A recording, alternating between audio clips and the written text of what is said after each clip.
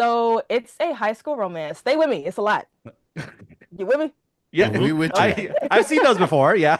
It's a high school romance hmm set during the 70s, hmm but it's set during a reimagined time period where the Black Panther Party are vampires. Oh. Oh, Oh. kind of on Yeah. some sinners. Yeah. Yeah.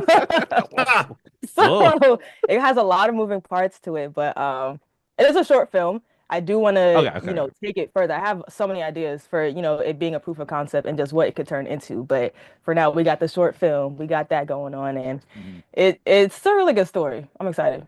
Incorporate it into the Mm. MCU. Just like find a way Yeah. for Right. it to there. Add that in there Yeah. real quick. The indie artist to Marvel director pipeline that Hey, they that's do all the real. time. That's real. Listen. Remember that record that you bought me like 2 years ago? Well, I just remembered that it's sitting in the closet. So I called you up just to tell you I've been meaning to listen to that. I've been meaning to listen to that. Why don't you come over and talk about it? Ooh, ooh, ooh. Why don't you come over and talk about it? Like 2 years Oh, ago. I That came just- with notes this time, Andrew. I Ooh. came with notes 'cause I didn't You know didn't come with notes last time? I didn't know. But now I have notes and I have the track list open, so I can't forget a song. Mhm. Yeah, that's important. Honestly, the track list doesn't really speak to what's going on in the songs It really all does the time. not. It Sometimes it does, but Well, you mean Sometimes like I'm the like- name of the songs? yeah, the titles don't really give you because we're gonna get into it. Okay. Okay. But this album, come on, y'all, it's amazing. Oh, I thought you were gonna Man. go somewhere else. Oh, I have something to. Did you guys? I'll just wait actually until it comes up. I'll wait till it comes All right, let's go. up. I have so much to say. No, So much no. to say. All right, everybody. Oh, Welcome to the God. show. Welcome to I've been meaning to listen to that, the podcast where we go through albums we've been meaning to listen to and use as a conduit to learn about each other and our guests. I'm Andrew Ambrose Lee, I'm Stanley Philippe. And I'm John Butts. and we got two great guests here to talk about Doechii the Dawn, all that such. The Swamp Ruler. I'm about to start singing the whole song. Don't play with me. I know all the words. I know all the words. Well, she's a person who knows all the words to Doechii songs. She's also the director of the upcoming short Blue Gum. Please welcome our first guest, Poetry Salaam, everybody. Yay! Hey guys. Oh, she's doing video related antics on this audio medium. Just kidding. We do YouTube too. And we got a second guest here. You might know him as the moniker Spatial, where he directs and edits and writes and just arranges these beautiful documentaries about SZA, about Frank Ocean, about Kendrick, all these great artists. Please welcome back to the show, Ausar Stephens, everybody. Yay! Yeah. Oh, wow. More of it. I guess you Visual have to tune into the antics. YouTube. Really, more dances. Oh, brother. But hi, everybody. Welcome to the show. Today, we'll be talking about Doechii and her album Alligator Bites Never Heal. Let's start with poetry. What is your relationship to Doechii? When was the first time you heard of her? What were your Oh, preconceived gosh. notions? All that. The first time, I feel like I kind of got into Doechii pretty late. Not gonna lie. I'm not gonna lie. I feel like I had heard of some of her songs, but when you hear a song by an artist, but you don't actually know who the artist is, and you're like, oh, I didn't even know that was her song. Whenever I actually started listening to her, I had to go back and be like, oh, this is Doechii? I had no idea that this was Doechii. But I remember the first thing that I saw of her that made me be like, oh, I need a, who is this? Who's this girl? I saw a video on Instagram. It was a clip of her tiny desk where she's just like, her. So then I watched that clip, and I don't even remember what song that was that she was singing, but it was just so captivating. I was like, whoa, whoa, whoa, this stage presence. Who is this? So then that's when I started listening to the whole album. And I think that was pretty close to when, Zara reached out to me and was like, "Yeah, we got this podcast, whatever, whatever." And I was like, "Huh?" Great, because I'm listening to the album anyway. Listening to the album and just starting to fall in love with the album. Oh my gosh, that album is so good. But yeah, that was my first impression of Doechii was her just growling on a mic. And I was like, yeah, who's this? Because I need to find out who this is. I need to get into her. And now, like I said, I know all the words to multiple of her songs. Yeah. Yeah, amazing. What about Osir? What's your history with Doechii? Being a TDE stan, I was notified that there was another female, no, I'm not gonna say, another lady that was on TDE, and she wasn't a singer, but she was a rapper, and that was a big deal. And I remember just being really excited for that, and listening to her music, and then being underwhelmed in a way, because it was like the TikTok, like the TikTok tracks and everything like that. And I wish that I gave it a deeper chance, because it wouldn't be until months later that I would hear like the latter half of like Yucky Bucky Fruitcake or something like that. And the latter half is like amazing. It's like super like Lauryn Hill inspired and things like that. Ooh. And yeah, like just in terms of like the classroom and like the topics and themes that she touches on, right? And like the setting of the whole thing. And that's when I was like, oh, okay, this is more than like, sure, it went viral on TikTok, but that doesn't mean that it's like, it's like that's what the whole thing is. It's not like a 30-second song. It's like a 3-4 minute song. Um, so then I started like really getting interested, but like sometimes I'll listen to artists, but not really. So that was kind of the extent of that until I started hearing about the swamp sessions and everything. And then when I think it was Catfish, the swamp session of Catfish, that's when I was like, oh, something's a brewing, something's coming. And I like the way that she was kind of like building a world, you know what I mean? And I think that was really cool. It was that one and Boom Bap. Boom Bap really got me because that was the most TDE thing I've ever seen in my entire life. Totally. And it just like brought out like a younger high school fanboy in me, So I was really excited about that. And I haven't really been excited about like a lot of hip hop like at that time, besides like the whole Kendrick and Drake thing. So yeah, and then I listened to Alligator Bites Never Heal, and then I listened to the rest of her discography, and I enjoyed it. TDE artists love bobbing in frame is like my observation. But like, yeah, for me, mine's pretty simple. Like, it's all how I imagine all of us is probably in like the 5 year window of her, like kind of starting, like kind of more in her chrysalis period. But yeah, like I first heard of her probably beginning of 2023, 2024 or 2023, something like that, with Alter Ego, which was so my impression, and I shared it to with Michael, and he was I knew he was a big Azalea Banks fan, and he was just like, I was like, oh, this energy, I'm into this, I'm into like kind of like the, you know, I kind of was looking forward to hearing like a non-problematic Azalea Banks. I was kind of like that's a fun energy for me. But yeah, and then I knew she was a TD artist, but like, yeah, I saw that this album came out. I listened to the first, couple of tracks, and I was enjoying it. Like, oh, she's rapping, and then like, Denial's a River is great.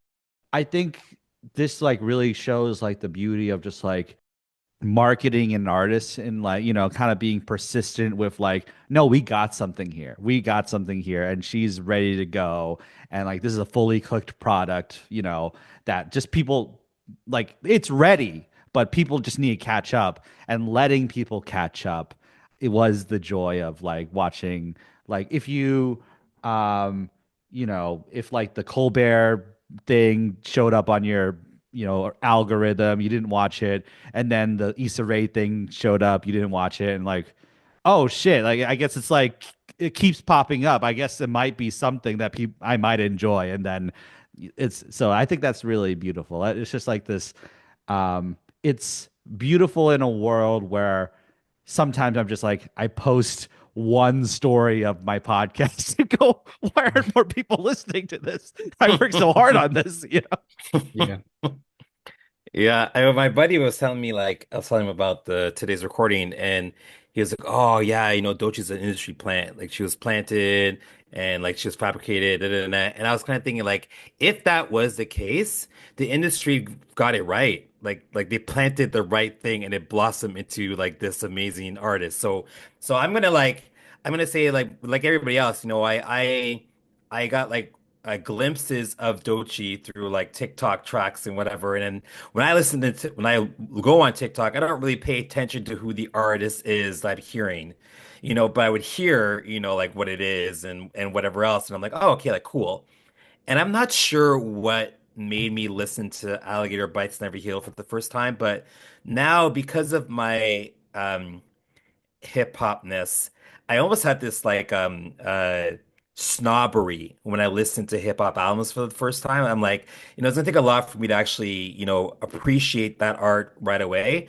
And this one, I appreciate it right away. Like right away. First listen, you're like, this shit is I mean, we're gonna talk about it. It's gonna be such a weird podcast because we're all gonna be like, "Oh my God, Doechii's so good," but she's so Yeah. good. So Yeah. it'll be fun to hear how good she is through our various perspectives.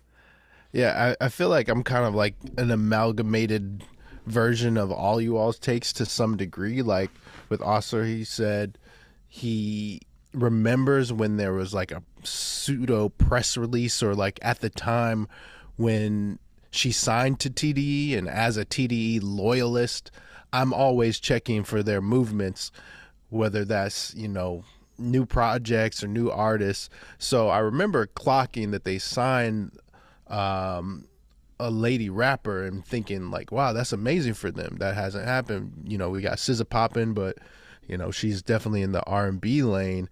And similarly to Andrew and Stenley, I feel like for me, she was kind of at the margins of my awareness. Not really for TikTok's sake, but like I remember when The House is Burning, or I think that's the name of the album by Isaiah Rashad came out, and that was like 2021. And just like being a Isaiah Rashad fan and like I said, TDE loyalist, she had a feature on that, and I was like, oh, okay, cool.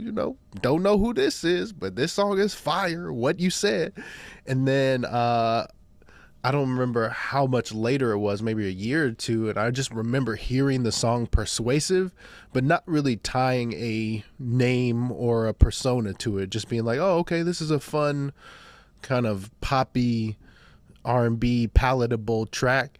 And then kind of, I don't know, if not circular, but kind of rounding around like, oh, okay, that's who Doechii is, and understanding that I had heard her before, but maybe wasn't deep diving on her as much as maybe I could have been. And yeah, haven't been rocking with her since Yucky Blucky Fruitcake or anything like that, but have had my kind of antenna up for whatever was to come, and didn't really deep dive on her pre-signing material. Did like a little bit of backlog listening, but once 2024 hit, and like Andrew said, the algorithm kind of started pushing all of this stuff out. And honestly, the album art alone is like so captivating and so stark, and kind of what gets at like a classic project or whatever. I don't know if I'm gonna save that, but that definitely struck my attention. And so very, I feel like a newcomer, but also I've been aware. Yeah.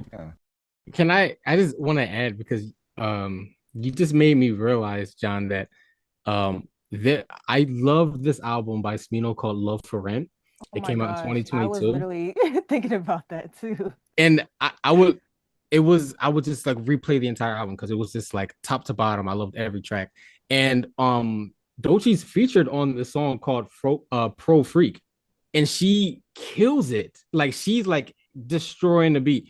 So I never like you, like I never like really like clocked it. I was like, oh yeah, Doechii, okay, yeah, Doechii. Not really like paying attention to it, but like I don't know. Like, I feel like she's always just like been there. You know what I mean? Mm. She's just been there doing her thing. And And that's like and that's happens. That's so natural for before a person has their moment, they'll kind of be in the cut, like on somebody's track and like yeah. killing it until they're the primary. Yeah.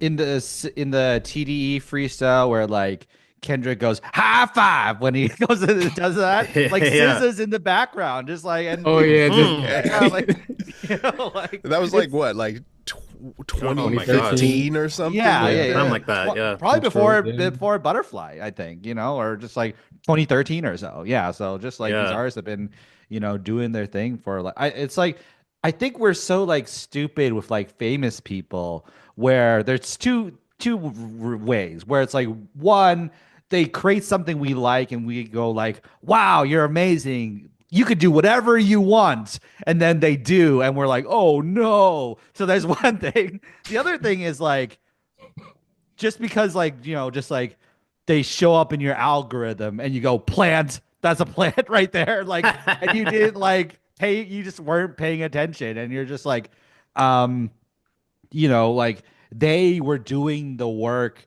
that you could have been doing for the last Mhm. 10 years and you didn't do it, and you get to, and now you're a spectator. That's all you get to be, while like people like her like get to know what it's like to be her. And it's just like I don't know, it's just like that's just one of my perspectives, but But anyways, yeah. like, can I just quickly mention that because I mentioned the plant thing. The idea of someone being authentic has been almost like commodified to the point where it's almost hard to tell. And the idea of a plant has been almost like um uh um given a negative connotation, but it's actually the job of the industry to plant artists that they Yes. think are going to create buzz. It's like it's actually a good thing if your label is going to plant you or provide you with like a forced kind of algorithm creation that creates that momentum. Like that's the only reason why Doechii should be on a label is to get that extra push. It's not for the creative part, you know what I mean? Like it's not for any of that. It's just like, hey, help me get into someone's algorithm that's never heard of me before. So it's actually a good thing in some ways to be a plant. No, I agree with you. And I think I mean like she joined TDE in 2020, and like I don't know all these facts literally just because I just wrote a whole essay on her. But she joined TDE in 2020 and she went through artist development. And Hmm. I mean Stevie Wonder, if you want to say Stevie Wonder's a plant because he went through artist development. They developed their artists. Like all Motown artists were trained and like this is how you do show business, this is how we're going to promote you, and it's evolved into what it is now. Maybe it kind of got a little like left field, but like TDE is like such a traditional like love for the art, love of hip-hop type of record label that they're going to do that. They did it with SZA and they were like, why is the SZA dropping? Because she hated it, but they had a training and she dropped SOS. And they didn't do it They with they had reason. DOECHII training and she dropped Alligator Bites and whatever she's gonna drop later. Schoolboy Q didn't even know how to rap until he joined TD. That's why his name is Schoolboy Q. You know what I mean? So I mean that whole argument of like a plant is like, yeah, they did the work. Yeah, they went to school. You know what I mean? I Hmm. never understood the negative connotation of that, but I think that Doechii is somebody who really benefited from that, because the music she was making, not that it was bad like 4 years ago, 3 years ago, but she needed time to find her voice, Yeah. Yeah, yeah. and through like that training, she found it. Yeah, it needs that polish. Hmm. So yeah, let's get kind of transition to the next part of the conversation. Like, what do you think it is about her that kind of like is so relatable to people? Is like that, like she's the one that connects with people in this big, huge way. I think the biggest thing that she does is like bare her soul on the tracks. Like genuinely, I feel like you can like we can sniff out BS, right? Um, and like just the song "The Now Is a River" is such like a vulnerable song. Like the things that she says happens to her, and the fact that I was watching Dissect podcast. He had an interview with Doechii, and they were talking about "The Nile is a River" and like how she's like comedic about it, and it made me think like because it's almost like "Sing About Me, I'm Dying of Thirst" by Kendrick. It's not like as like what are we comparing here? But it's like it's very vulnerable and it's like a real thing that happened to them, and it's like obviously deep to them. It made me think about like what if Doechii was to make the Now is a River less comedic and more like Sing About Me, a Dying of Thirst? But then it Mm. also made me think about like, what if Sing About Me, I'm Dying of Thirst was like more comedic, like it was a sitcom. You know what I mean? And I don't, I don't know if it will work because like they're just being them. It comes off like how Yeah. they want to be. But I think that's what like people get drawn to. Like the whole, I feel like I'm reading your diary type of feel to these artists. Like Amy Winehouse has that effect, Frank Ocean has that effect, SZA has that effect. It's like, oh, like they're like so vulnerable. Like who would say this? But they say it. And like the commonality is that they're so relatable because they're saying things that people feel and think, but just don't talk about. Mm. I think if I can hop in here, not only is what Oscar's saying 100% valid, I think that uh, Doechii's versatility is something that also is a hook because without knowing who she is, if you love a song that sounds like Persuasive or if you love a song that sounds like Slide, then that's automatically going to resonate with you for whatever reason. But then if you listen to a song like, I don't know, Denial is a River or Boiled Peanuts or any of these things that are very much so rooted in the fundamentals of hip hop and you can tell that she's studied, then if you're a hardcore hip hop fan, then you're automatically going to be drawn to her.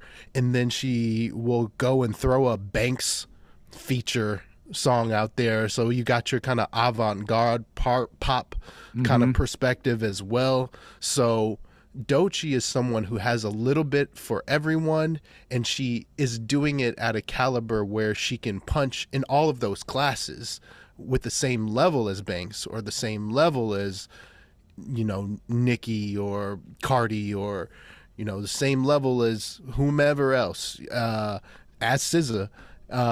So she does it all is essentially what I'm trying to say, and I think that that's an easy way for a person to find an entry point. Yeah. And because like I feel like what makes this project work is because it's all that, but she like she has a foot in queer culture. She has a foot in like old school rap culture. She has a foot in like R&B. It's the thing we criticize Drake for, but it's like it feels like more cohesive where I think what it is, most people don't know that's Doechii. They listen to Hmm. this album and they learn that what it is her. Like it's also just like um I think we all have like these different like you know we're everything. We have so much going on in our brains and our souls and our hearts. And it's like anyone who's able to like has the discipline to piece it together and like to have it be cohesive instead of just chaotic and random.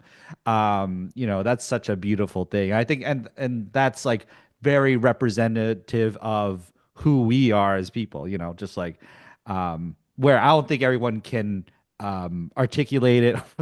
That keeps showing up. Wow, you Articulate you love your own point, Andrew. it. Well played. What the fuck is going on? Am I like pressing the space bar or something? Like like but yeah, like that's my perspective on that. Mhm. Yeah, I think that like who are the big ones from the last few years? Like Kendrick, Tyler.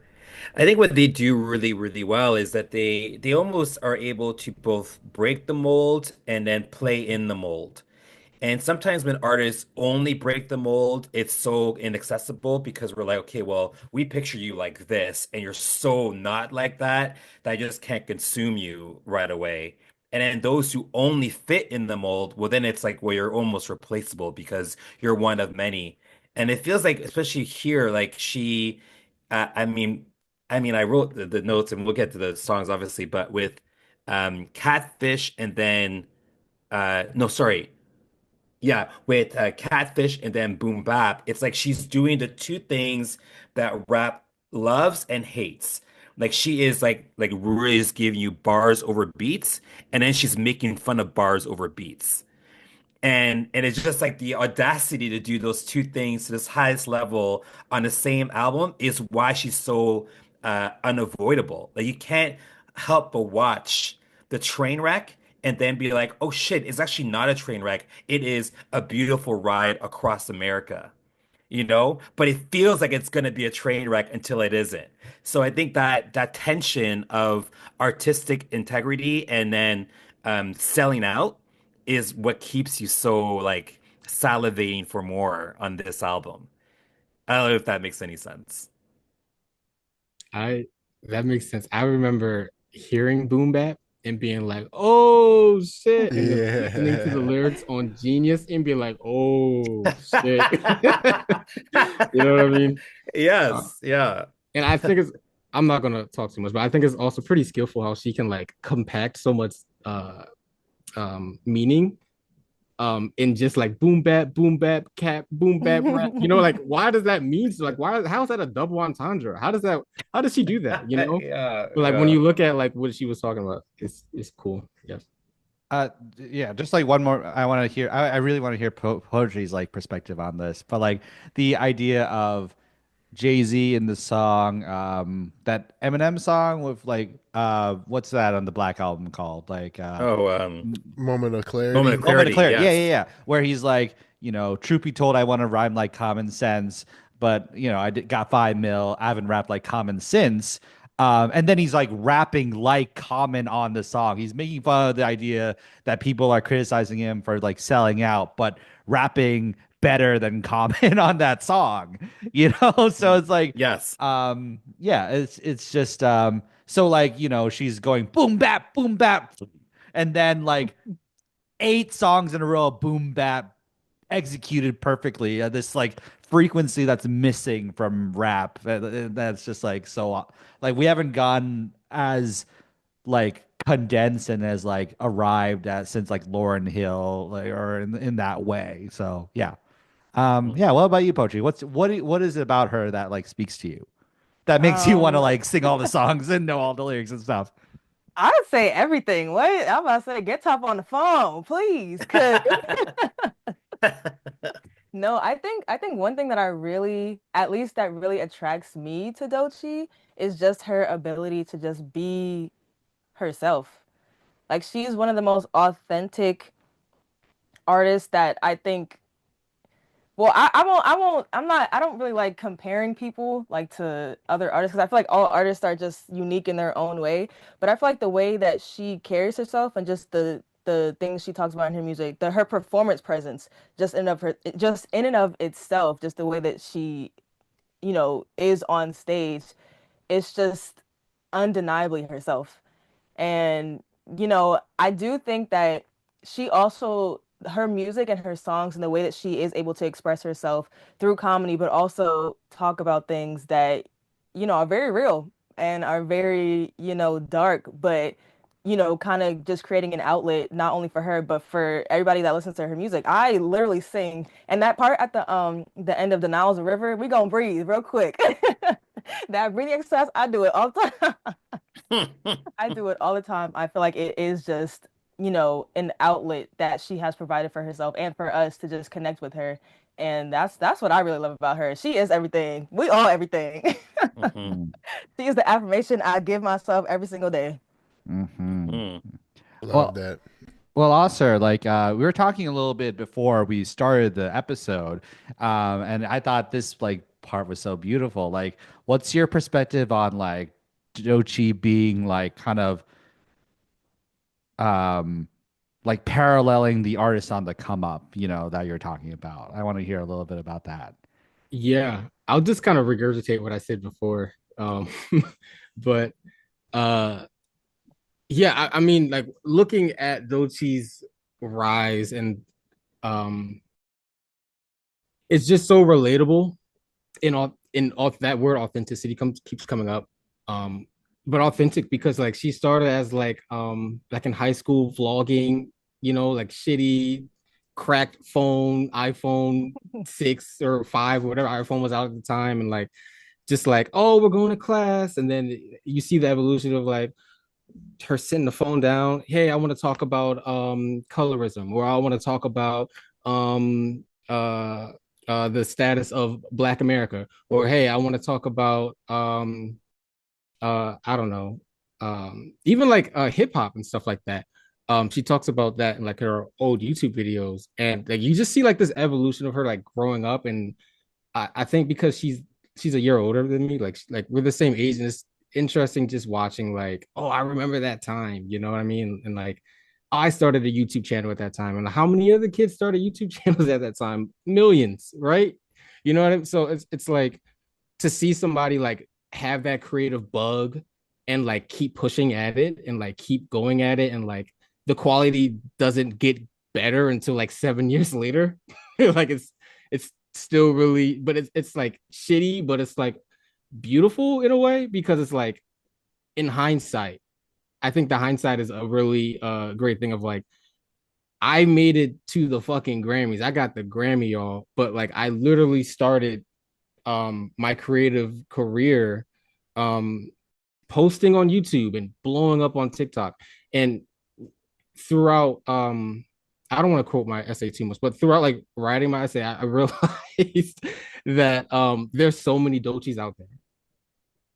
There's so many Doechiis out there. And I mean, you guys with your podcast and poetry, you making your film, even me and whoever might be listening might be able to relate to like just posting content and like having the creative bug and like really sticking to it and like pushing and not being easy. I think what's relatable is the fact that she fails all the time. There was this whole thing where she was like, I just graduated from high school. I'm gonna go to The Voice and audition. I'm gonna win $100,000. I'm gonna get signed to Universal Records, and I'm gonna be famous. See ya, mom. And she flies to New York without any money to get back home.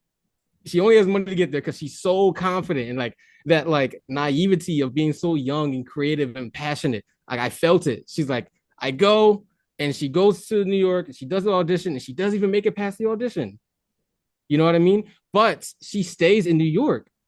And it's a whole thing where like I'm not going to tell a whole life story, but like it's a whole thing where like staying in New York, that conviction to staying on that creative path led her to being signed to TDE. If she was to go back home, she might not have got the tool that she needed in New York to get signed and reconnect with her inner child and things like that.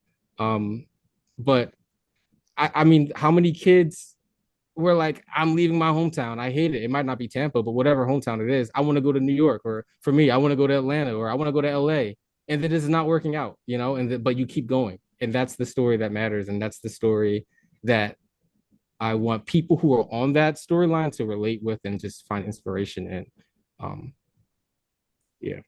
Wow. It's like I was watching a spatial video.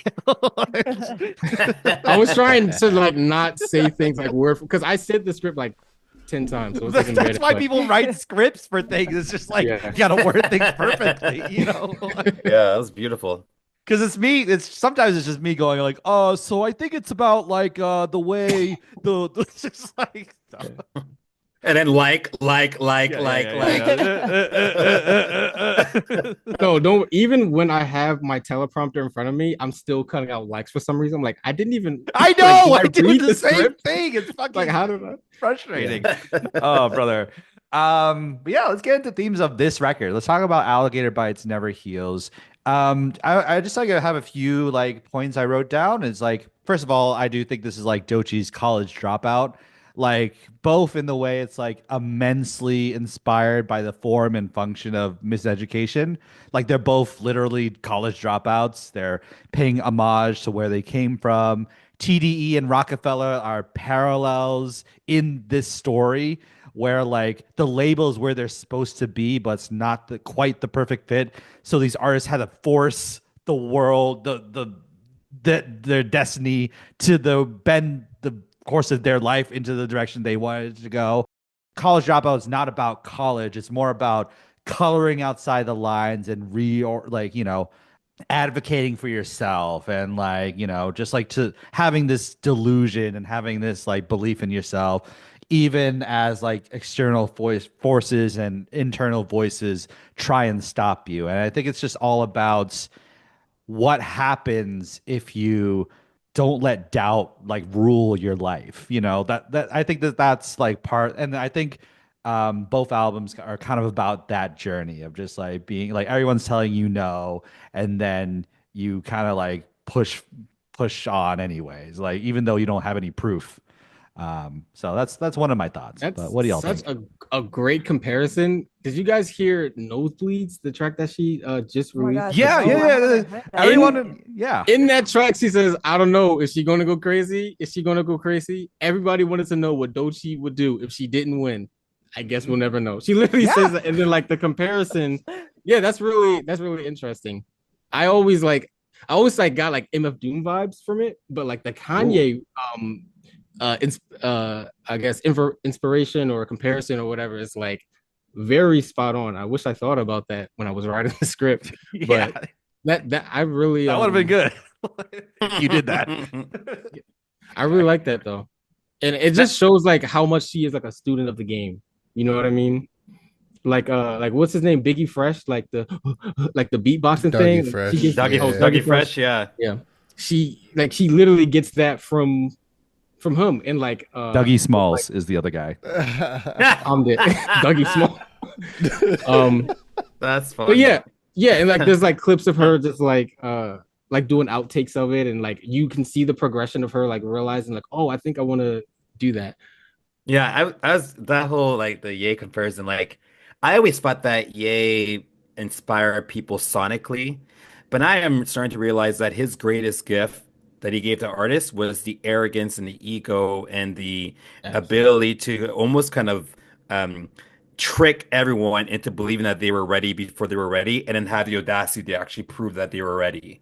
And we're seeing now like the consequences of like almost living within that ego like forever and ever and ever. But for a new artist or an artist that hasn't yet had that breakthrough moment on a commercial stage, to have the ego to say like, I'm everything, I am this shit, and then make boom bap and again like mock the culture almost on this album where she is for the culture so much.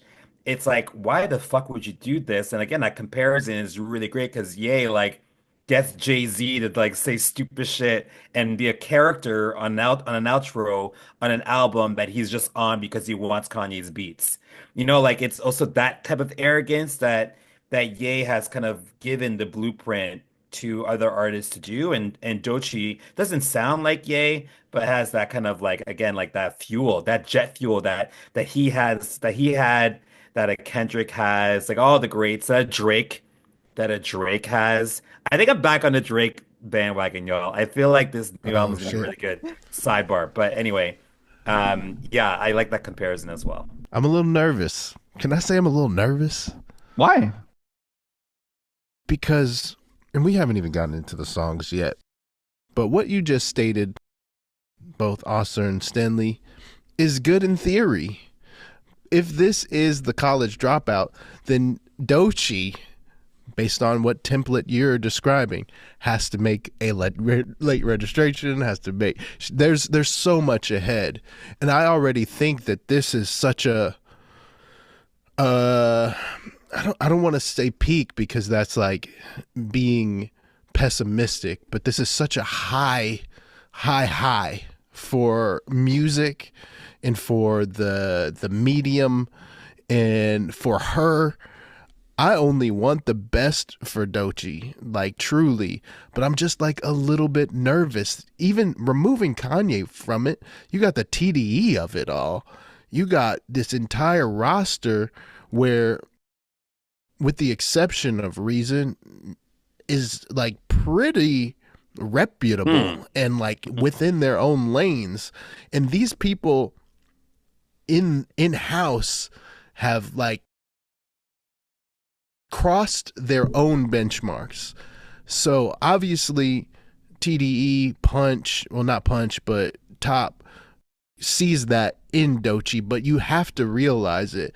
And I know that she's very methodical, and I think she's very much so a visionary, but I'm just a little bit nervous given the Grammys already, and in knowing that she's calling this a mixtape. And I'm like, what does the album look like if this is the mixtape? And I'm allowed this to be the mixtape because So Far Gone was a mixtape. You know what I mean? Like we've seen people be at the precipice but also release mastery. I'm just really, really hoping that there is more mastery to see. This is just the fan in me. This is the person who just wants more like incredible music and artwork. If I could ease you just a little bit, eat all the places you'll go by Doechii. That mixtape or project, whatever, it's really like a precursor to Alligator Bites Never Heal. Like even the whole thing of like her talking to herself in the voice, like that's been a theme in her music. Like she's been fire, like she's been good. And I think she was just under the radar. And I think, and maybe I'm just really optimistic about almost anything music related, but I think she's only going to get better. You know, I think she's only going to improve, and she's going to have more connections. She's going to have more, I guess, for lack of better vocabulary, just like clout to get resources for features and things like that. And she said herself, like she realized over the last couple of years that she's like a concept artist. And that excites me because like hearing somebody like Doechii do the things that she does, and like her saying like, yeah, I'm trying to double down on that. And like, yeah, I think she's gonna be great. You know, I think she's gonna be all right. And also I am like 1000% biased. So I've only been writing about this lady for the last month. So You're like, she better be great because I spent a month writing about this. All this She's definitely gonna be great. I don't think things are gonna go downhill for her at all. I feel like even just, her getting the Grammy, that's just the first step. What? That was just the first step. That I feel like her winning the Grammy just proved to y'all, to them, that she was good. But she been knew that. She been knew that. She's been out here doing her thing. So, her getting that, it's like, oh, thanks for the milestone. But that's what I want to hear. I need that. I need that peace of mind. Well, I like because like to me, like first of all, two things. One, it's very inspiring of like just like this artist for artists who are under. Oh man, she's gone. Oh, I think she dropped out of the call accidentally. First of all, just like as an artist who's under the radar, like, and just like I know what I got is good. Y'all need to catch up. Like all you guys need to catch up. I just need the right opportunity. I just need to be just like, the one like spark to like light the match to like, get things going, and I'll be ready by then. But at the same time, I'm very grateful for like being under the radar and like having the time to hone my skills and like maybe, just like hone my skills and sharpen my craft and like develop a voice and a perspective and all that stuff. And like, I think a lot of this album's about how valuable that is, how that time where you're not it yet, like this like incubation. I think there's a parallel to Chaperone in this album too, where Pink Pony Club is like the first time she hit gold with like, oh, I got something here. And then the entire album is like her iterating and refining that gold until it like becomes a diamond until she like gets a Grammy, like that idea too. Yeah. And can I just quickly just mention about that? Because there are two things. One, like in sports, there are times where teams just go for it. They just put all their chips in, they trade all their draft picks, and they just go for the chip. And then when they win it, it justifies all of those moves. And you could be like the worst franchise for 20 years after that, but you got your Super Bowl, you got your championship. And she got it, right? That Grammy gave her that chip. And then on the album, on Prophet, she says, like, they don't make statues of critics. They don't make statues of fans. I'm not no politician. I can't be shaking them hands. Fuck my modest, fuck polish, fuck the politics. I pledge allegiance to the motherfucking prophet, bitch. So she's already telling you, like, you know what? I'm not gonna really care about this standard that I have now set. If the fans don't like it, I don't give a fuck. If the critics don't like it, fuck you. I'm not here to shake hands and kiss babies. I'm just here to get my art out of there. And I now know I have a key, like you said, also like a key into some spaces just by flashing that Grammy award. Right? She can flash the Grammy. Oops, you have entry into the party. And now she can do whatever the fuck she wants because she's in the room where it happens. You know what I mean? So I think she's already like gamed the system enough that John, like, even if her next album isn't late registration, maybe it's Man on the Moon 3. You know what I mean? Maybe she's more of a Kid Cudi. We Yeah. still got Man on the Moon. You know what I mean? Yeah. We still got that feeling, and that never changes no matter what product comes after that. And you know what? I feel like this is for how excellent it is. I feel like this is not her working at full capacity.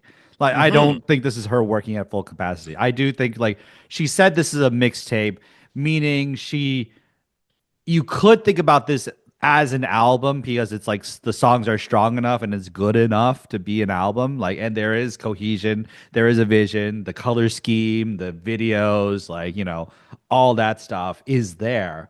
But I do feel like she has a good Kid Mad City in her. I mean, yeah, she gave herself only a month to drop Yes. tape. I mean, to do that in a month, man, what? I mean, like, imagine if she like just like, I'm gonna ponder for a while. You know what I mean? Like, imagine if she like really like put like not that she didn't put time into it. I'm sure she worked hard on it, Mm. but like, I mean, that multiplied by like I don't know, like even two would be amazing. And like the fact that she has like this emphasis on storytelling is really exciting. Um, at least for me, I love a narrative track or a narrative album even. The fact that she um I said this before, but like it's such a student of like the voices thing. Like she got that from like Wayne and Nicki Minaj and Tyler the Creator. Like I don't know, like her growing up on these artists that were inspired by not these great artists that were inspired by other great artists, and her like taking from multiple generations. I feel like it might be like some type of compounding effect. And Hmm. I'm gonna say this again. I've been writing about her for a month, so I'm very biased. But I think she might be one of the greats of this next generation of hip hop because like we're looking at, mm, I guess maybe a sunset in a way, and take that how you want. But of like the blog era, I mean, Big Sean. I love Big Sean, but he dropped an album the same day that DOECHII dropped an album, and I was Oof. listening to his first, and I was Ooh. like, I don't know. It just it wasn't my favorite, and I only listened to it once, but it sounded like so like stuck on the past, And but when DOECHII, I listened to her album right after Big Sean's album. Mind you, I only made like 6 songs yet, but I listened to DOECHI's album like six after that, and it was like rooted in the past, but it was fresh. I think there's like Right. a major Hmm. difference between the two. And I Mhm. mean, like a lot of like the older generation I guess blog era is like they're getting old, They're like Yeah. mid 30s, about to be 40. Who knows what route they're gonna take? We don't know, but You DOECHI didn't like has the clear way to like lead, when it comes to that. you didn't like Ass Ass Ass 2? You didn't like that song? I don't remember, man. I don't even remember the tracks. Hey, That's a classic. That's a banger. I mean, Ass, shout out to ass, the ass, blog ass, era. ass, ass, two. Just Oh my God. Um, That's good. That's That but was good. also, yeah, and also I try not to like because I receive music. I try not to like compare it or judge it or whatever. I'm sure that's just kind of what Sean needed at that time. Like he needs Mhm. to put that out. It seemed pretty therapeutic, like for him, but it just didn't resonate with me at that time. But there's just this I don't know. I think just going from those two albums like back to back just like really made me realize, oh, like I'm 25 now. I'm not in high school.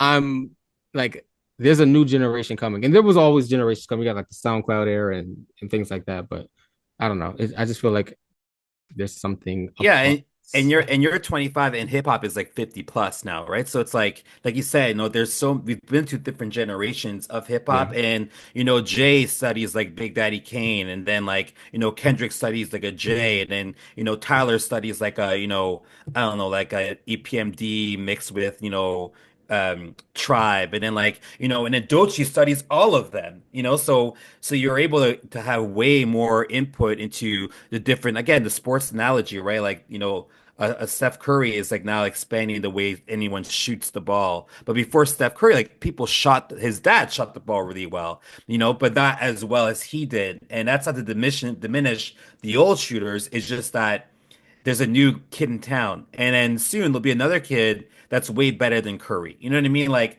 Yeah. that's just the beauty of the progression within an art form. And no disrespect to Big Sean, it's just that Big Sean is no longer, the one of the 10, freshest MCs on that double XL. He's one of the 10 freshest MCs from that double XL, but no longer of the double XL of 2025. So he can put out albums, but it's just not going to resonate. It's really, really hard to be an artist. And that's where Jay got it really right. Like Jay did 444, gave you like that mature coding, and then kind of say, you know what, I'm just going to spit here and there to let you all know I still have the best pen. But I don't know if Jay can actually put an album together in 2025 that's going to stand up to his catalog and then stand up to a Kendrick. Yeah. And one thing I just thought about too, Oh, what also like congrats. separates Doechii is like the embracing of that history. Like a Yeah. lot of I feel like in hip hop there's like a lot of warring and like battling between the old heads and like the new kids, but Doechii, not that there's not art, like there are obviously artists who do that like now even, but like to be uplifted in that way and to also be like, nah, this is dope. We fuck with MF Doom. And then hearing people like, who's MF Hmm. Doom? And then being like, I wish I was you, because discovering MF Doom for the first, you know what I mean? Yeah. So like just revitalizing that, I think also just makes her stand out across like generations, I guess. Yeah. I agree. Yeah. Yeah, like hip hop is iterative. It's very like yeah. I just like my perspective is she's iterative instead of derivative. Like we are like Mm. Gracie Abrams. We did a Gracie Abrams review, and I liked that album. I thought I was more generous to it than our friends on the show. Like, but oh, she's back! Yay! I can't Woo! wait to hear that episode. Gosh, Yeah, I'm so this is excited. excited. Yeah. Hi! Oh my gosh, I'm back, guys. Wow. Yay! Welcome back. Welcome back. I was like, ain't no way. So Oh, crazy. yeah. Yeah, the point sorry. Yeah, the point where it's just talking about it's just like her music is very iterative instead of derivative, like where she does feel like an heir to Lauryn Hill, Nicki, Azalea Banks, Doja Cat, like all these like and like, pays homage to them without stealing their thing or just like being a copy of them where it's like, well, I'd rather listen to them instead.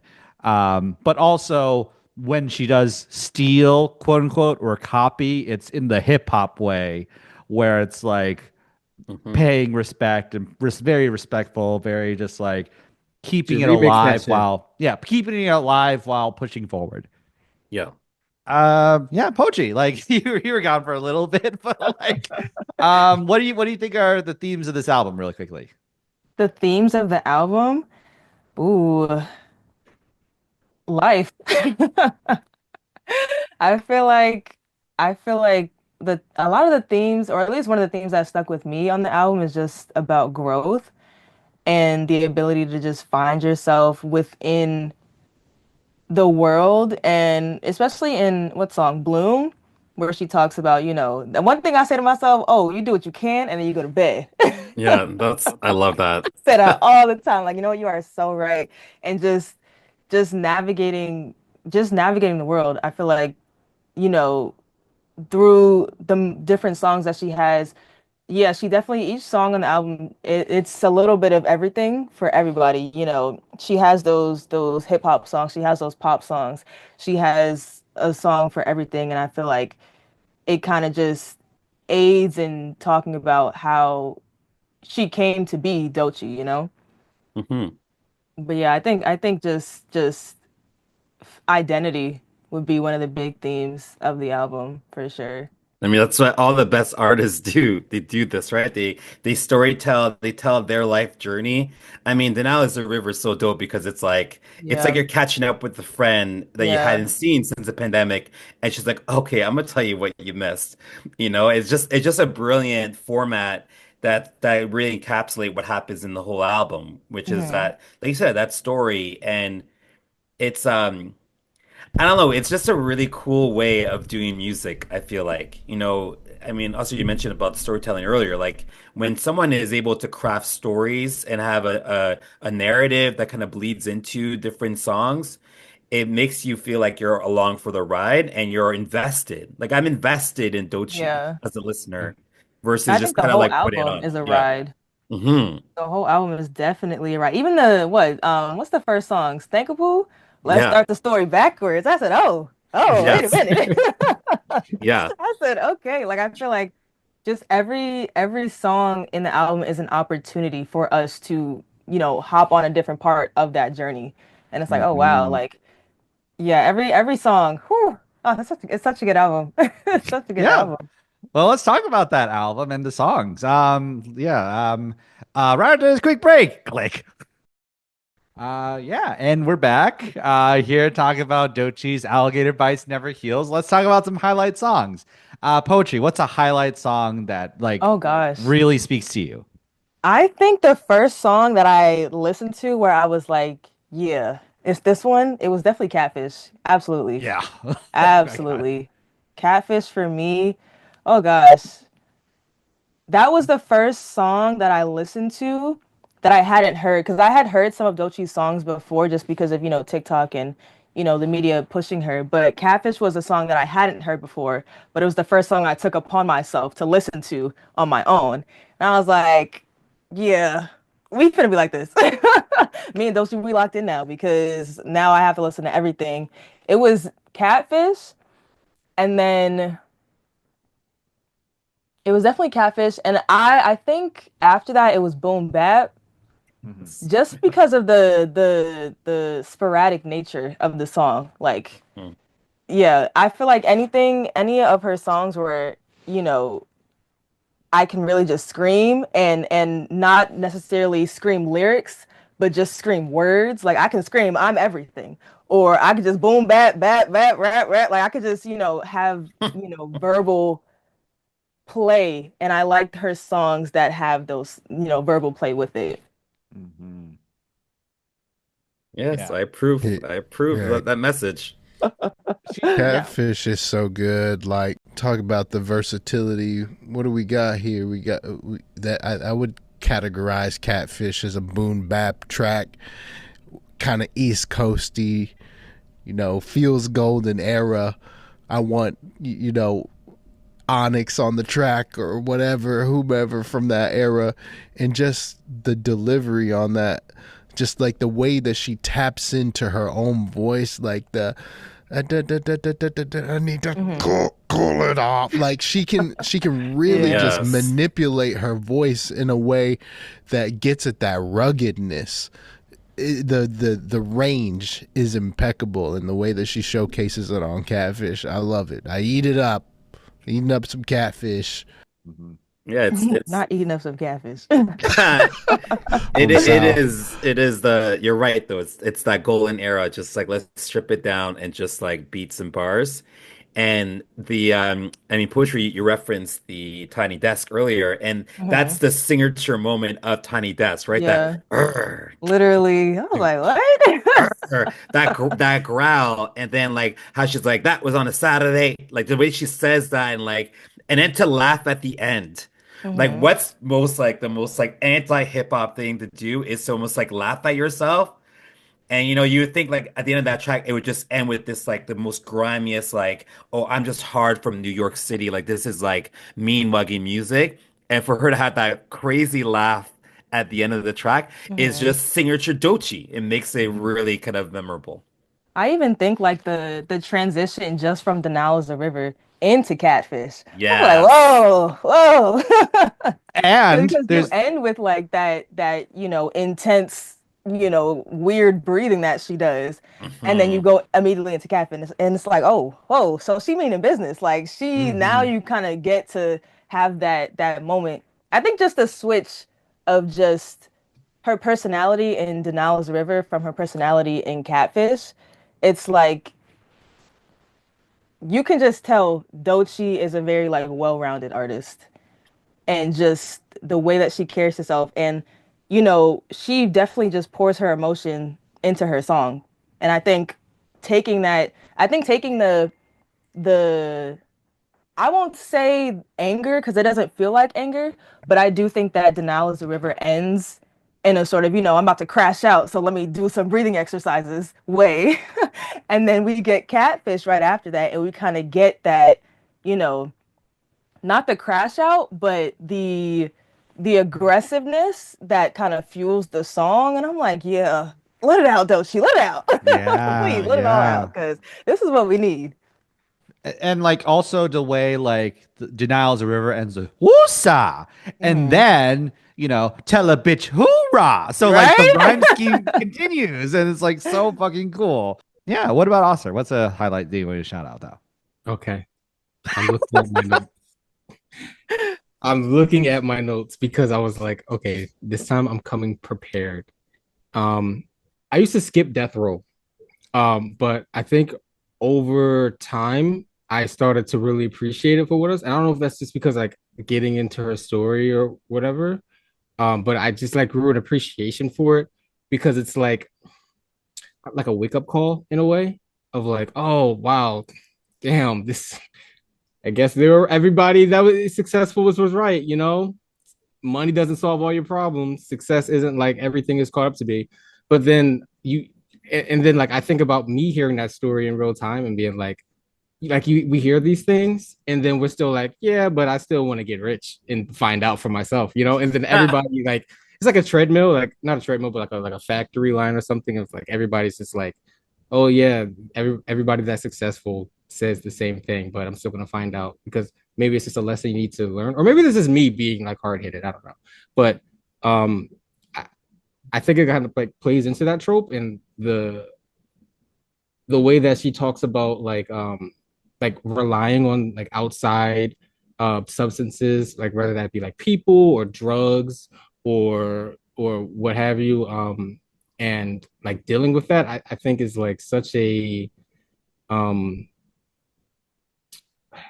I guess like a contrast to like the top half of the album, for lack of better words. And I really appreciate it for that.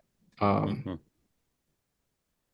but I think in a more fun way, Boom Bap is probably my favorite song to listen to in terms of like repeatability, I guess. Just because like sometimes I like ignore like knowing what she means, and I'll just be like, nah, this is hard. Boom bap right, boom bap cat. You know what I mean? So I think that song is just like super fun, and I really like the video as well. That goes like I love the visuals for that song of how like so I saw one comment, but I always thought that like the way that she moves, like it reminds me of like Tizo Touchdown in a way. Love Uh, it. but yeah, I would say those two tracks are probably like my favorite. Yeah, Were the just ums and likes in your notes, by the way?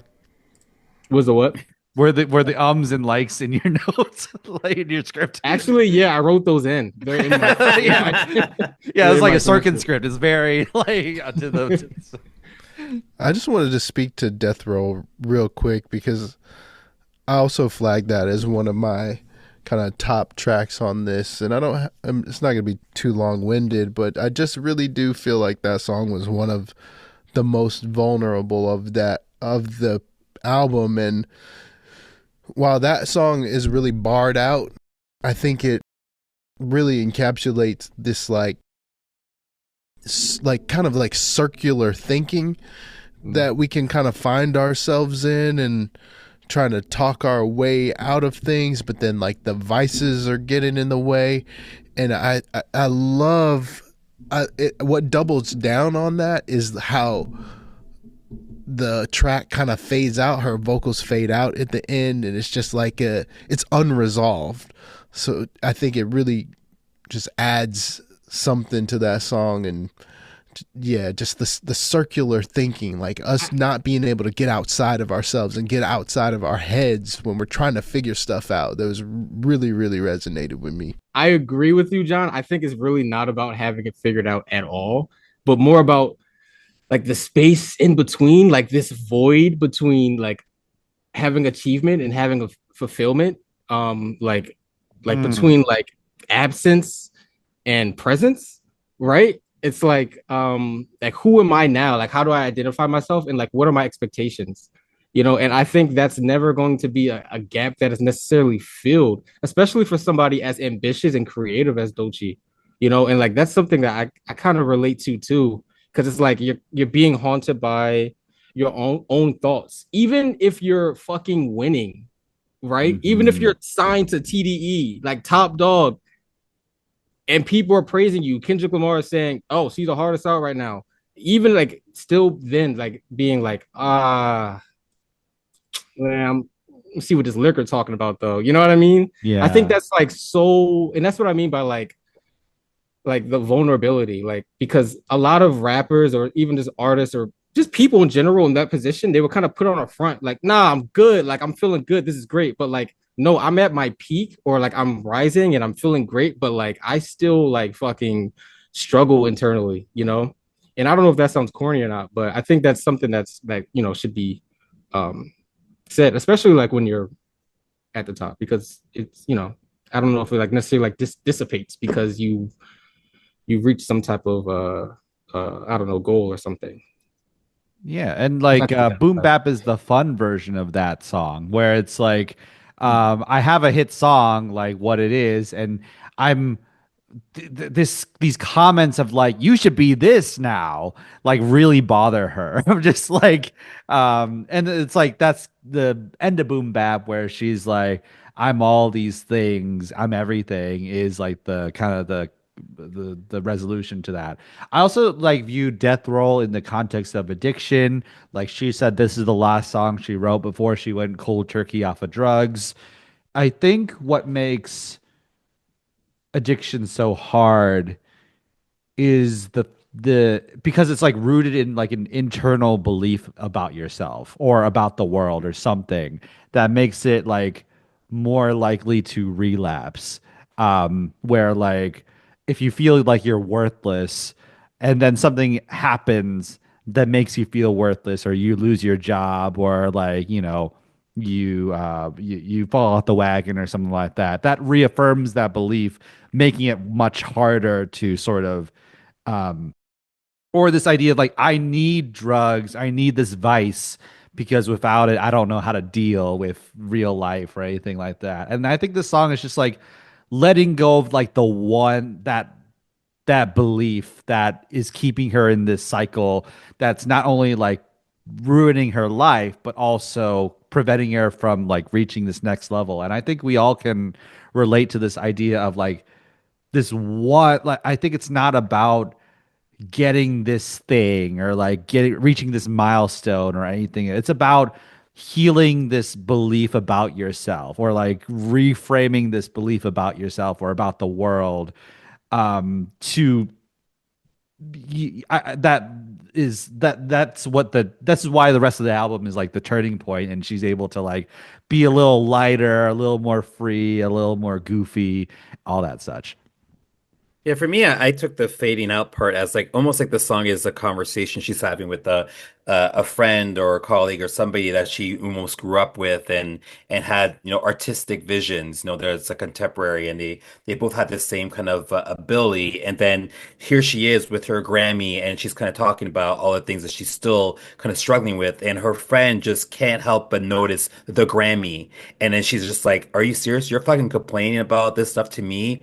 You have the Grammy." And so as she's still having this kind of moment, her friend gets up and leaves. And it fades. And so Doechie's kind of sitting there, almost like eyes closed, like bearing her soul, but holding the Grammy, right? Like a little baby. And as her friend leaves, Doechii opens her eyes and sees that her friend isn't there anymore. And then boom, profit hits. And she's kind of like, you know what? Fuck all of y'all. I'm doing this for the motherfucking profit, bitch. And then she just goes into her fun, silly shit because she's like, I don't need the drugs. I don't need the friends. I don't need the affirmation. I've got this Grammy, so I have access and I can do whatever the fuck I want. Boom, bap, brah. Like, you know what I mean? Like, it just gives her the permission because she tried to be introspective with someone that she trusted. And that violation, that last violation, gave her the ultimate permission to do whatever the fuck she wants. That's how I Yeah. took it. That's deep as I that love was that. great. Yeah, I'm about to cry. You guys Stanley. should have been. I'm calling y'all when I write my next script, man. What the hell? Hey, I should've thought of when that. you What do the your hell? Kanye one, just let me know. Let me know Listen. the Kanye one. I'll read it. I'll proofread it. All that good Yeah, stuff. God damn. yeah. Yeah, and then also just like I think a lot of this album's about like trusting the process, like not just the creative process of like you got something, just keep refining it, but also like the process of addiction where I hate to sound like Eminem, but relapse is part of recovery. Just like this idea of just like you have to fail, you have to like fall on your face. Like there's this line in one of the songs where it's like something about like gymnastics, like falling over and over in gymnastics, but like when like that you need to do that so that when it's Grammy time, you can like put your leg behind your head or whatever. Wild. Yeah. Oh, so good. Anyways, John, what's a highlight for you? I'ma say it because nobody else is gonna say it. We've talked about so many highlights that I agree 100% vehemently agree, but the first, because I curate these playlists that I just listen for driving, just like kind of an eclectic, all genres, whatever. The first one that landed on a playlist was Slide. Oh, Slide. Oh John, my can, God, can I y'all. just quickly interrupt you for a second? Because I wrote on my list here, I'm like, there's one song I wrote, I know John's gonna love this, and I thought you were gonna say that song. So Are sorry. you serious? Talk about Slide, and then I need you to speak to why you think that, because to me I thought it was like a off kilter one. But okay, Slide, R&B track. Where are we? Doechii is from Tampa, Florida. She's a Southerner. I'm thinking 90s. KP and Envy, Shawty Swing My Way, Ghost Town DJ My Boo, like this R&B skating rink jam. Just so good. Like the vibes are reminiscent, they're nostalgic, but then it's sensual in but the production has that reminiscent feel. I love that reverse sample, but then you listen to these lyrics, it's like we're talking about a good time, but it doesn't feel like a good time. To me, Slide it's like the party after the breakup. Like, I don't know anybody's history, but there will be a moment, or sometimes there are moments where you'll cross paths with that person and it's still very fresh, it's still very new. You want to have that good time, but you can't because the feeling of the magnitude of that relationship or whatever is still there. And to me, it's just such a good juxtaposition. I love how fun the song is, but how melancholic it feels. And then you oh my gosh, those background vocals on like the second to last chorus where she's like belting out, it's like a cry for help. She's like, Thule groupie, like saying these words like help, help, help, I miss you, like whatever it is, it's just so strong. And if you don't think twice, this song's just a jam. This Mhm. we just chilling, we skating. Yeah. But yeah, Slide, I gotta give it up to Slide. And then Beverly Hills, where he's like, okay, I'm done. But That's enough of it's a whole that. it's a whole breakup movement if we really want to talk about from Slide. Yeah, Slide Through Beverly Hills is like a breakup arc, but yeah, Yep. Slide. Yep. A John track. It's a Yeah, John you guys track. are cooking, man. I came with notes because I knew what y'all were on. But next, okay, I see what's going on. Oh, I love it. But how did you pin it down, Stanley? Can I ask you? How did Well, you? for me, I mean, now that we've done a few episodes, like I know that you like there's a almost like a sonic impression that a song will make that I'm like, this feels like a John track. And this song had sonically of all, and it's so different from like everything on this album. So I feel like you would be like at this point in the album, okay, I get it. Like she can rap, she do this. And once that like that I can't even make the sound, but that sound hit, I know you'd perk up. You'd be like, oh, wait, what? You know what I mean? That's just a John for me, a John signature is that perking up at that moment. And it would be like, I'm perked up, now I'm honed in. And I just feel like you would have honed in at this moment. So I'm glad I glad I hit that. Mm, yeah, my highlight, I just want to shout out two really quickly. Um, Boiled Peanuts is a highlight. I really like that song. Like, I think she's very inspired by Erica Badu in like her hooks, and also like and then Kendrick is inspired by Erica Badu, so maybe it's just that. But like the "It's a sunny day," ha ha ha ha ha, just like kind of like those like the silly voice, where it's like so that off kilter melodic hook. The line that really I just love is like that does so much is labels always up my ass like anal beads. Why can't these label just let me be, let me breathe, what me RIP? I've been wrestling with my peace, and then that's the irony. So it's a Hmm. funny Doja Cat punchline, honest expression of creative frustration. Stream of consciousness to let me be, to let me breathe, to RIP, to rest with my peace, to my peace is iron. But the irony is she's resting with her peace instead of a gun. And this is not her working at her full capacity. I feel like this is just like, she just picked a verse, like, okay, I'll rap over this. And like, this just feels like, Chance the Rapper is like doing his like little writing exercises on his like Instagram pages instead of like releasing an album. And I feel it's like there's a quality to this album where it's like writing exercise number 23, and this is the one that came out. So it's just like, let me just like come out with as many clever verses as possible, and when she's like rapping like this. And then I want to shout out Stay Kapoo as like this is a point I want to alley oop so that the three of you so that y'all can like dunk it, because also I'm not qualified to like speak on everything here, but like the I like the I'm just another Black Lives Mattered. The use of tense here is so great. Like, because people don't say like Black Lives Matter when black people do something exceptional or just living their lives, or even when they die of natural causes. It's like in response to police brutality and black death.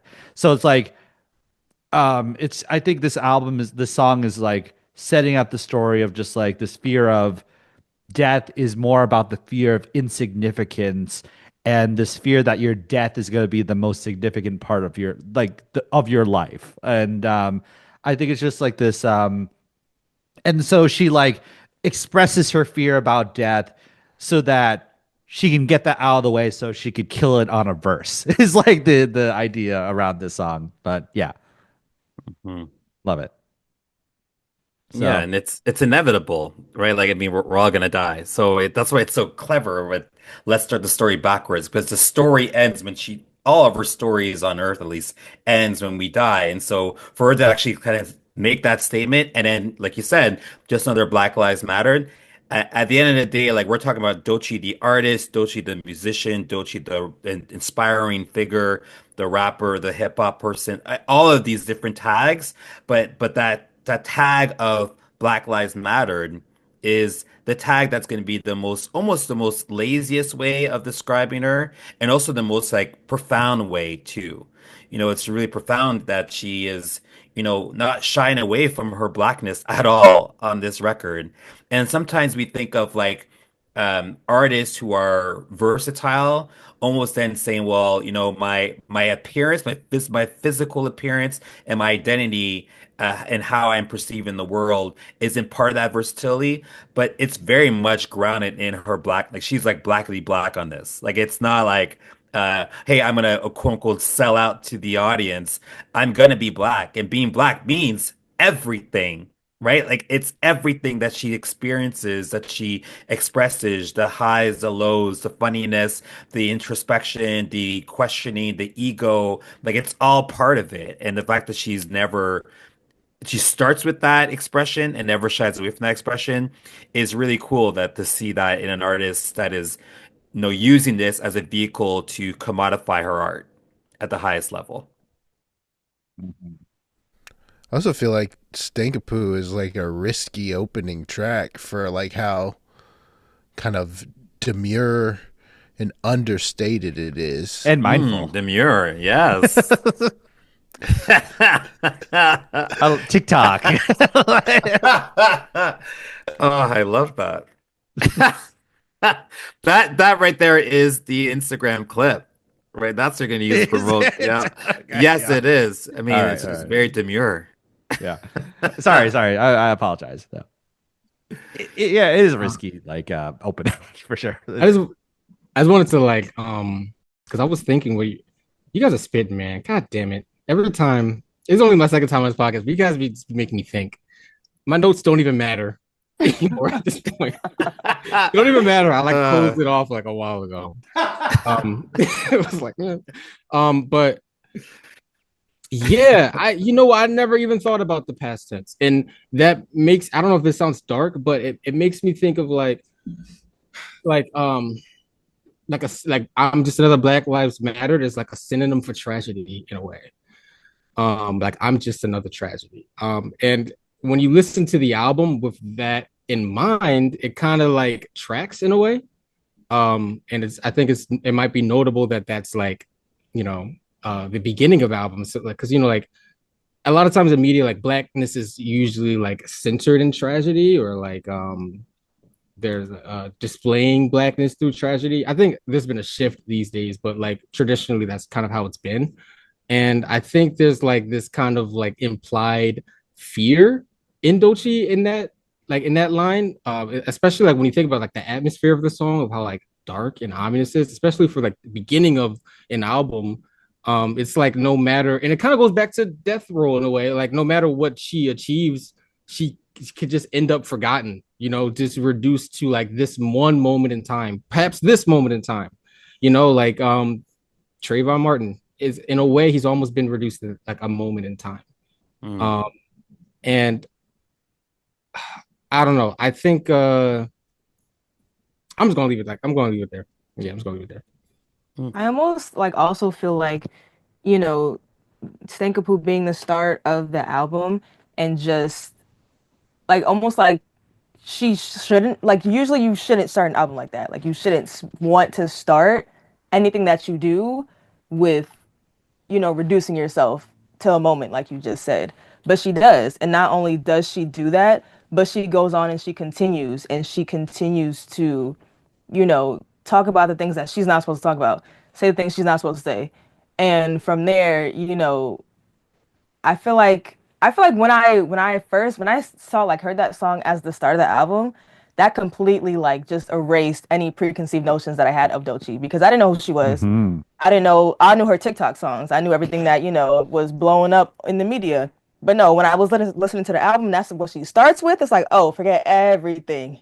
Forget everything that you thought you knew, but now she's about to tell you. We starting the story backwards, and now she's about to tell you who she is. So I feel like it was definitely, one of those things where she had to step outside the mold, and like that's like the first two lines. Let's start the story backwards. I'm dead, she's dead, just for the Black Lives Matter. And I'm like, oh, this is where we're starting. Hmm. Okay. Didn't know that we was gonna start here, but she did. And, even just that start in of itself just goes to show the kind of person that she is and the way that she views herself. I feel like I could never see Doechii as like an industry plant because she's just so real. She's so authentic. I'm like, how I don't even get that because and I feel like, Doechii knows that she has to be this way. Like she has to be so boldly herself. And like that's the only way that people are really gonna listen to her. Hmm. And this statement might have Ausar redact like you guys are cooking like this like that might happen, but like I'm just like coming up with this on the fly. But like you said like that first line makes it like a Black Lives Mattered is a tragedy, but tragedy plus time equals the Comedy. comedy of this album. Like it's like the because her life isn't cut short, she gets to experience so much joy. And like she went through this traumatic awful thing of denial as a river, like her ex destroying everything she owns. And if she wrote a song about it right then, it'd probably be a very sad song. But like now it's just like it's the funniest moment of the album, and then it ends with such lightness and life. And I think that's what we need. I don't think we just like people. I don't know if we need more tragedy to like Yeah, and then that's the fun of the album title, right? Alligator Bites Never Heal. I think there's like it can be interpreted as a negative thing where it's like, you know what, when you had those moments, they're always scarring you. But I also would think that it's like, hey, like while there may not be a natural healing of the bite mark, there is some healing that gets done. And the scar can also be like, almost like a really cool moment of pride, like, oh yeah, I battled an alligator and I survived. And so now it's like, okay, these bites aren't healing, but here I am, like again, through denial as a river, for example, making light of some of that in those interactions. Yeah. you have a story. Like Yes, you have a story. Yeah. If you survive that encounter, you have an amazing, it's such a dope story. Mhm. Yeah. Let's go through lowlights of this album. Any lowlights that y'all feel? Hmm. Oh, nice. Nope, it's perfect. I had one. What do you got? My low light was hide and seek. And and Oh, and interesting. and I wrote this is what I wrote. I wrote low light just because it's the first song to snap me out of my rap bag. It's a great song. I just have to get over it. Mhm. So I think when I was listening to it, I'm just like I was just in this flow of like I mean I had catfish, like all of these dope bars, and then hide and seek came in and it almost like zapped me out of that. I'm like, oh shit. And so for that reason, it's a low light, but the song itself is a highlight. It's a great song. I think after to me, like my view of the album is Nissan Altima's the closer, and then the rest is like fun bonus tracks. Just like like hey, the main album's done. Now it's just like here's some songs I wrote also that you get, and I suppose it follows like John's idea of like oh this breakup. There's like a breakup EP at the end of this album, but to Mhm. me there's like a little bit of streaming bloat, a little bit like Drake streaming bloat, a little bit like Drake kind of R&B lyricism of just like in they head like a comb. Think about you, no Frank shit. Just like this kind of meandering, like fun. Like it's not as like tightly constructed as like her rap stuff, in my opinion. Yes. Okay, I will say like if I have to give a low light, I would agree to an extent, like only just because I don't like get to the bottom half of that album as much, and I don't know if it's just because like maybe I get a little burnt out just because it's like it's a bit long. Um, I guess that would be my only gripe or low light that I just can't make it to the bottom sometimes. Yeah, and But that's like to me like my only negative is like that's a bad thing to say about a 47-minute album. Yeah. Yeah, mm. like but yeah. Any shabs or any other lowlights and anything like that though? Or no, it's perfect. Just like your thoughts. Okay. Stray observations. Anything out like y'all want to shout out though? the Tiny Desk, and she has a song on Tiny Desk. Okay, this song has nothing to do with me. She is not talking to me, but there's a song called Black Girl Memoir. Oh Yeah. my And gosh, I don't yes. care So if she's beautiful. talking to black girls. I feel inspired by this. That song is so fucking beautiful. And her Mm. the way that she does it, like with the oh my god, like the vocal layering on Tiny Desk and like everybody gets a solo. It was I Yeah. almost cried, man. It's so fucking good.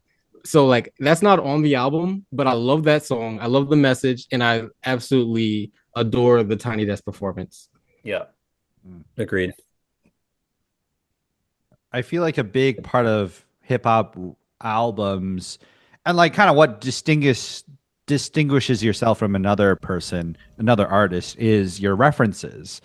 And she has a lot of like fun, like obviously like old school like hip hop references, but like Nissan Altima's like has some of my favorite like references. Like I'm the hip hop Madonna, I'm the trap Grace Jones, I'm like Carrie Bradshaw with a back brace on, and then like the the Nissan Altima itself is like a fun little reference here, and like Hmm. um like all the boiled peanuts. So there's a mix of like like rap culture, pop culture, queer culture, like Florida culture, like kind of like synthesized here, which is like really unique. You typically don't get those all together. And that's how you be original. It's not like um, it isn't just like like I love Kendrick, so I'm gonna rap like Kendrick. It's like taking Kendrick and Azalea Banks and Doja Cat and Lauryn Hill and blah blah blah. And also in Nissan Altima, she out Azalea Banks. Like that's just like shout out to this like first of all with the song, which is like, being such a banger. Second of all, like the Instagram stories. Like she clapped back at Azalea and won, like which Yeah. is so Yeah. hard to do. So shout out to her on that. Um, yeah. And shout out to like, Azalea Banks' JK Rowling tweet. I thought that was good. Like anything else like you want to shout out though? I want to say that all of the like spoken word stuff is just really helps me just like as a creative individual and kind of reconciling where you are or what current or previous sacrifices that you've ever had to make, and especially that one part, I think it's in the last track, where it's like God only gave you 24 hours a day, and you're like kind of weighing all of these different aspects of your life, and like it's okay for you to focus, be all in on one thing one day, and then be all in on the another thing the next day, and just like the true kind of, I don't know, principle in that is balance, just finding balance and knowing that you can't be Atlas, you can't carry the world, you're just one person. So I just want to shout out all of those sort of um, I don't know, positive spoken word moments. Hmm. Anything else? Anything else you want to shout out? No, the album's perfect. Okay, so let's go to final thoughts and ratings. The way this works is we'll rate this album out of 10 with a fun metric at the end. Who would like to go first? I can go first. Yeah, this is a really cool experience. I mean, 2024 had a lot of cool, really great hip hop albums, and Doechii was arguably numero uno. And so I'm going to give this 9.5 uh, Doechii Tiny Desk Growls, aka out of 10. Yeah, I'll go. Yeah, I think this is great. I I'll give it seven anal beads out of 10. Uh, like I think it's like the only reason I do say that is it's just like I'll give it eight. I'll give it eight. Eight anal beads. Like I'll give it eight because Oh, I um love it. because I just like I'm leaving room for growth, I'm pretty confident she's gonna top this. I'm pretty confident she's gonna do better than this. I'm like, even though like so many people, this would be like, well, I did that and I was never able to do anything good ever again. Um, but it's just so great. It's so like the raps are so awesome. Like the production is so. I think the production's super underrated too. Just like it all um just accentuates the vocals so excellently. So yeah, it's just a great inspiring journey of like choosing yourself, investing in yourself, advocating for yourself, investing in your talent, voice. This idea of what works for others might not work for you, so you have to advocate for yourself to find the right thing. Like the story that's so inspiring of like she told she told like Anthony to fuck off. She just told her like because like don't treat me like SZA. Like that doesn't work for me. I have to be my own thing. And then like they were smart enough to like let that happen, even though they were like, and then they still love each other, and it all worked out. So yeah, I think it's great. So yeah, it's 8 anal beads out of 10. I'd I'm give gonna it a 9 out of 10. I'll do a solid 9 out of 10. Just because I feel like, yeah, there is always going to be room for growth. I do feel like she is going to just get exponentially. I do think growth is exponential. I think she's just going to surprise us all in, the next few years with just her talent and everything that she can do. Um, yeah, I feel like this album was really good. And for her to just be at the start of her career, like y'all not ready. Y'all not ready. It's nobody's ready. I don't think any of us are like actually ready for like what is really about to come from Doechii. But she about to shock all of us. She already did. But this is just the start. So I'm thinking like what does she actually have planned? Because I'm not ready, but I'm here. I'm here for the ride. And I'm excited. I'm just very excited for her. I'm very proud of her. And I just love, you know, I love that we, as a Black woman, I know I am the only woman, but I am Black. I do love that she, can be a direct inspiration for people like me. And I'm like, yeah, this is what I need because I think about this girl on a daily basis. Like now I feel like Doechii is one of those artists you can never like she can, what is the word I'm thinking of? Um, Not be silenced, but like not forget either. But she's one of those artists that will never go away. Like she'll never be able to be under a rock. Like Frank. Mhm. Never again. So sorry, but we will always be looking for you. Always. Yeah, I So was just talking about how he might be dropping an album soon. listen, don't do Also, that I'm to me. delusional. I'm just Don't do It's delusional. it. been 10 years. Listen, if it takes, I will be on my deathbed, and if this man drops something, I don't even care. Like that will be the first thing I listen to. I Oh. can't. I mean, I it's a good can't way to do it. go out. Like, if you got to go out to do that. Uh, yeah, yeah. Who I'll else? hop in. Yeah. Um, Shout out Doechii, Alligator Bites Never Heal. Love this project. I'm excited for more. Like I mentioned earlier, I'm a little tentative because we got a lot of early success, but I think that's just me being a fan and just knowing that it's hard out here for the artist journey and the artist pathway. But I only want the best for Doechii. I want to give this album 8.5 fireflies out of 10 because, and I didn't get to speak too much about it, but that like falsetto head voice in that song, just in over like a lo-fi like beats to study to type track, like further doubled down on that versatility. Yes, fireflies, a symbolism of hope and all of the positive things that I've kind of extracted from an album that speaks about fallibility. So yeah, 8.5 fireflies. When you see him in the street, all you want to do is say, okay. Yeah, man. To be perfectly, I fire like a third degree, and suddenly, baby, we got so high. Firefly. Anyways, awesome. What do you got? That's enough of me. What do you got? Um, I think that this album is it's like deeply introspective, but like not in the cliche like self-help I found my light kind of way. But it's like it's messy and filled with contradictions, which is like real. And I think this like a profoundness to that.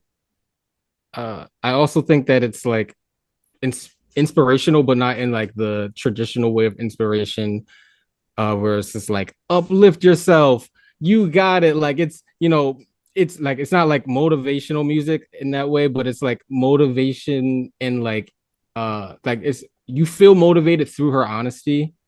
At least I do. Like instead of getting like that, you got this. It's like no, like dude, like my boyfriend was gay. Like oh shit, like what? I don't know how I can relate to that, but thanks. But it's like that, like the pain that like is like inseparable from ambition, and like the way that she can like express that, and like the reality of like living with the choices that she's made and the things that the reality, like the choices that she's made and things that's happened to her are all things like loneliness and self, all these things. Like it's like such a like becoming album. And I hesitate to give it a 10 out of 10. Only because I agree with you guys. Like, yeah, I want to give her room to grow, but man, I think it's a really beautiful piece of work, even though it's a bit long. So I'm gonna say 9.5 Grammys out of 10. Mm-hmm. Yay! You broke it up. You broke it in half like Adele did to Beyonce. Oh shit! It's Beyonce. Oh brother. Adele. I just want to shout out the line Trash Key Tour. That's so good. Just the way she bends language is so great. And then she goes, I am none of these whores. Yeah, so good. I've love that. What's another one? Like she rhymes like grave with dead. So she pronounces it dade. Anyways, so she's dade. Anyways, like let's go. Thank you so much, everybody. That was it. That was our episode. Yeah, I just wanted to shout out that moment. But like, yeah, thank you so much, guys. That was our Doechii review. Like, that was a little longer than intended. But you know, what do you got? I don't even know what I'm trying to say. It's good. Poetry, Ausar, thank you so much. You guys are so lovely, so wonderful. Ausar, thanks for coming back. What would y'all like to plug? Poetry. Let's start with poetry first. Okay. Well, I mean, we already talked about my film. Hey, it's coming out. So, I mean, I'll just plug myself. I do a lot of things. So, honestly, I would just say, just keep up with me and whatever I'm doing. Just know it's going to be something cool because I do everything too. I scream that in the car every day. Every day. Yeah, I think I'm joking. I'm not. I don't think you're joking. Every single day, I scream it. Yeah. God damn it. That's such a cool answer. Keep up with me? How am I supposed to follow that? Watch my video essay. God damn it. All right. Watch my video essay. Yeah. It's going to be out by the time this podcast comes out. It's on DOECHII. The title is called Doechii is Everything, but you won't have to type it in because it will be on your YouTube homepage. I guarantee you. Oh, yeah. Ooh. Yeah. Yeah. That's awesome. Yeah. I can't wait to see that. Yeah. Yeah. And what else are we going to plug? Shout out to A Cup Titties. Thanks so much, everybody. Have a good day.